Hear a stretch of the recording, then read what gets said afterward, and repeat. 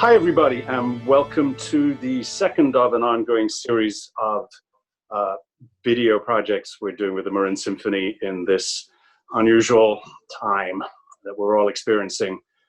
I'm delighted to welcome today a very special guest, somebody that doesn't really need a whole lot of introduction to the Marin Symphony, since he's played with us a number of times over the years.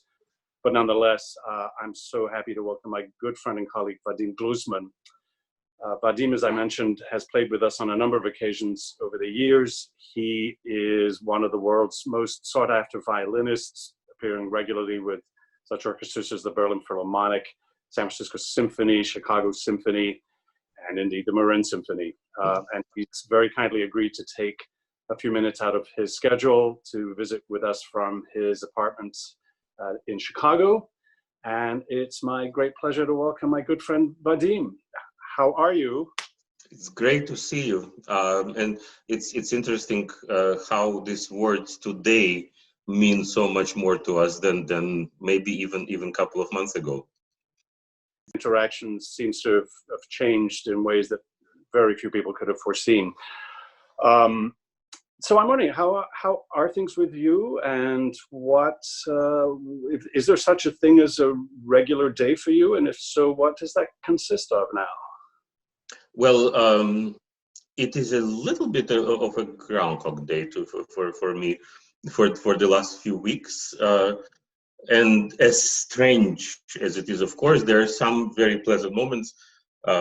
Most importantly is chance of being at home with my family, which, of course, in my normal, if one can even use that word, life, it happens very, very irregular and not often at all. I've been with my wife and with my daughter all this time, and of course I enjoy this tremendously. And I find myself working on a lot of musical projects that I always wanted to do and I never had the time. Mainly revisiting old repertoire that I felt needs a little bit of a critical question marks, and I never had the chance to do it. And it's both painful and very, very inspiring at the same time. What kind of repertoire have you been looking at, and how have you found that the current circumstances have, if they have at all, influenced the way that you're revisiting it?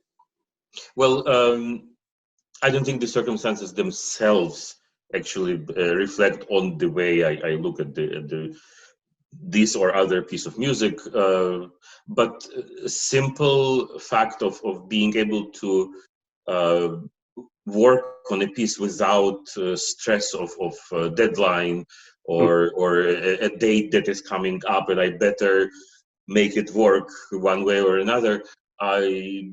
It invites a very different kind of approach. In a way, I would say much deeper. So I've my recent projects are as well, simple. I should not use the word, but for lack of better one, as sonatas and partitas by Bach, which need revisiting daily, to be perfectly honest. And I've been looking at Mendelssohn Concerto for no reason whatsoever. Why particularly Mendelssohn? But it is such a perfect piece of music. One of those where you can't take away or add another note. Every decision is crucially important. So I'm working my way through Mendelssohn right now and learning a new concerto as well, which I guess it's fair to say now I was supposed to premiere in May. I can't imagine this date will happen, by an Estonian composer, Erkki Sven Tuur, a wonderful, very independent voice. And he wrote this is his third violin concerto, very appropriately called Dialogues with the Unknown. This is my latest menu on my music stand. That has a weird appropriateness to it in these times. Now, your wife, Angela Yoffe, is a wonderful pianist and a frequent collaborator of yours. Are you figuring out your various practice zones? Is there any give and take that has to be there? Are you able to do that simultaneously in different parts of your house? Well, we try not to practice simultaneously for a very simple reason. Even if either of us doesn't want to listen to the other one, we still do it, and I have a habit of inviting myself and offering not exactly always welcomed advice. How long has that habit been going on? We've been married for 25 years, believe it or not, this January. And as long as I remember ourselves married, I've been very generous with my advice. Now, is that reciprocated? Is she equally generous with her editorial comments? Very much so, yes. Oh, good. So this is like an entente, this is a pact of sorts that obviously works for you. No, it does not.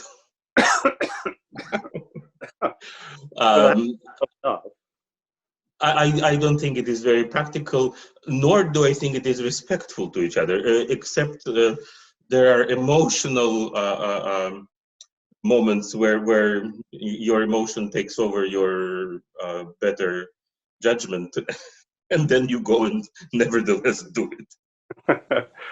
Well, speaking of partnerships, I was just reflecting on our musical partnership, and since I always defer to you as the much better historian of that, because you have an unusually keen sense of dates and places. I do remember that our first collaboration together was the Glazunov Concerto, and I forget, it was somewhere in the Midwest, but I can't remember when. But since then, and you'll tell us in just a second when it was, since then we've collaborated on so many different pieces over the years.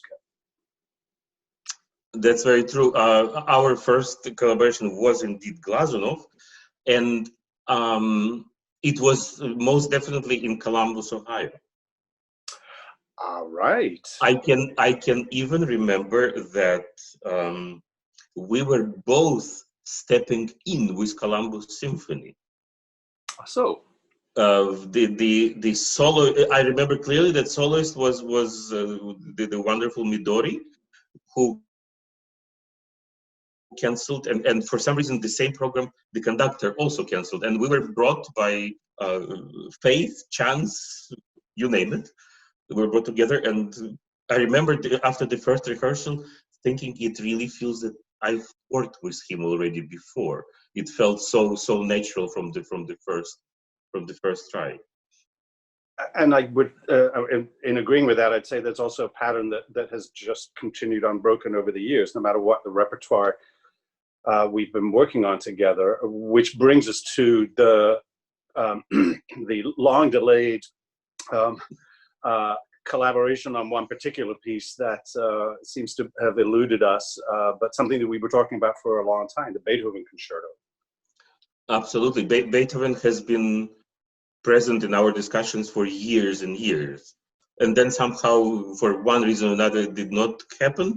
And then finally, we scheduled it this past season. That's right. And that was the unfortunate fire incident that we had in California in October. So we did rehearse and had a great time. And then I had to go back home. We sure did. And I don't know if you remember when the two of us were sitting in my dressing room doing what would normal circumstances be what we call a pre-rehearsal, the two of us getting together and talking about and playing through the various ideas. And it occurred to me in retrospect that the Beethoven Concerto is, I wouldn't say it's in any way a polarizing piece, but it's definitely something that from either a conductor or a violinist, we both spend many hours thinking about it as part of a larger picture of Beethoven, and it's very easy to develop differing ideas on that simultaneously. You and I had never talked about the piece before, but I was just struck by, from the very beginning, we talk about tempo first and foremost, is that we were, if you had put us in separate rooms beforehand and said, what is your tempo concept of this piece? What is your tempo concept of this piece? lined up virtually to the metronome mark, and I thought that was, even for us, an unusual degree of simpatico. That's very true. I remember how we were amazed at ourselves, basically, that each and every tempo that we discussed, we matched it perfectly to each other, without, of course, ever talking about it. And Beethoven is one of the pieces where the degree of differences of opinions probably is the widest at least in the violin repertoire. I can't recall a piece that has had so many traditions and different ways of interpretations. All of them absolutely valid and beautiful. But I can imagine, and not only imagine, I have had experiences where my colleagues, the conductors, had dramatically different view of the piece from me. And of course, we all try, as I'm sure you've experienced it yourself, we try to find common ground, common denominator, and somehow meet in the middle, which is not always easy, because you feel like you are giving up a little bit of yourself. Exactly. I mean, I think there is, amongst really artists of good faith, a realization that, well, you can't always have exactly what you want, because if, from a conductor's point of view, if you weren't ever wanting to listen to a soloist, well, then don't ever play a concerto, just stick to symphonies, right? And if you're a soloist that has no interest in ever hearing what a conductor has to say, well, then just do it yourself, you know. And good luck with that. Although I suppose the Beethoven Concerto is possible to do from the violin. I think it would take a lot more work, but you know, anyway, the point being that we were so looking forward to this, and fate intervened. But on the brighter side, that you and I sat down and looked at our date books immediately and said, okay, when can we reschedule this for? So we have the date, and I'm really very much looking forward to, for now, today, for so many reasons, looking forward to being back with the Marine Symphony, with you and with Beethoven. Is there something about that particular concerto, or let me put it this way, what is it about the Beethoven that makes it such a touchstone, so special? There are no particular, he doesn't explore any new chords or any new rhythms that shook the world. It's not like the Tristan chord or Rite of Spring. Is it something about what is it about the essence of that piece that makes it so special? There are so many sides. I think for me, and for me today, I'm sure my opinions will change with time, but today, what attracts me the most, what makes it ever so incredible, is the extraordinary perfection of structure. I think with this concerto, even for himself, he set a standard, a new standard of structuring a piece in a perfectly balanced way, be it in terms of overall structure between the movements or within the movements themselves, the balance between the themes, the development, introduction of every theme takes exactly the amount of time that you need to, in a way, absorb the theme and to become one with it, familiar with it. And then the moment you feel it has been enough, not a second later or earlier, we have the bridge, which leads us to another theme. And then, of course, the absolutely unique, and at that time, certainly, interaction between the orchestra and the soloist. It is really not a concerto for solo instrument and orchestra accompaniment. That certainly it is not. And for me, every music is chamber music. Even when you play alone, I think it is chamber. It's still a dialogue. Even if it's only dialogue with yourself, it is still a dialogue. Monologues are, I think, very sad.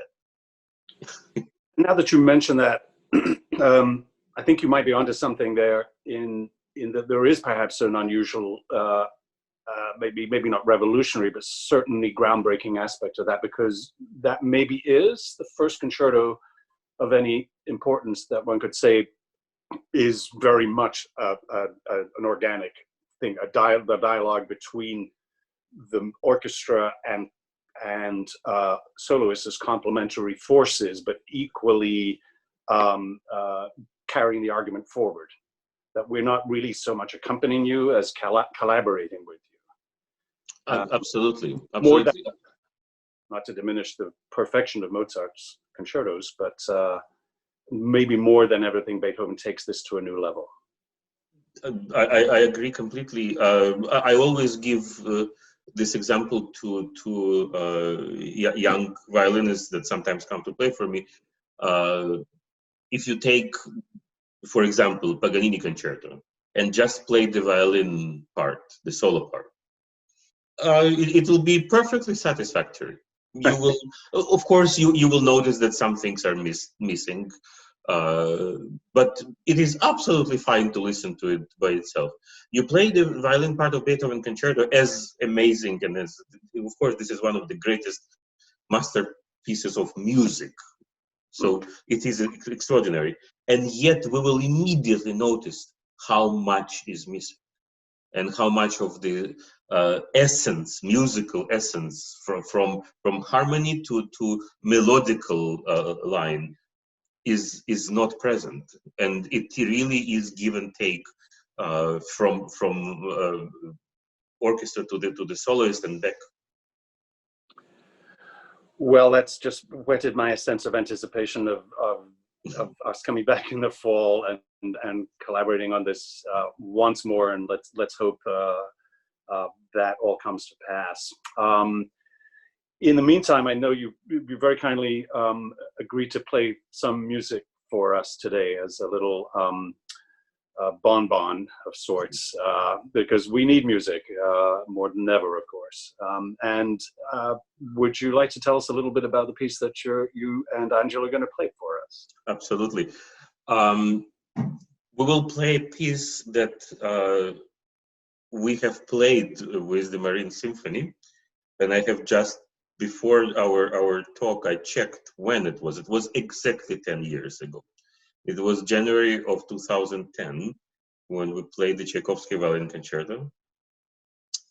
And we played as an encore a piece that I always feel obligated to apologize to all my friends flutists for, let's say, borrowing it from them. But since it was me personally who did it, it was Fritz Kreister. I feel a little bit less responsible.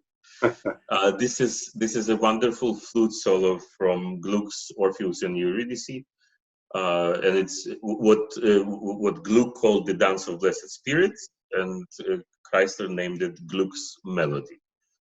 So in an homage to our very long friendship, and in very eager anticipation of future projects together, this will be Gluck Kreister Melody. Thank you so much, Vadim, for being with us today, and we can't wait to hear you again in person in the fall. But in the meantime, thank you very much for sharing this beautiful piece, Dance of the Blessed Spirits by Gluck. Pleasure.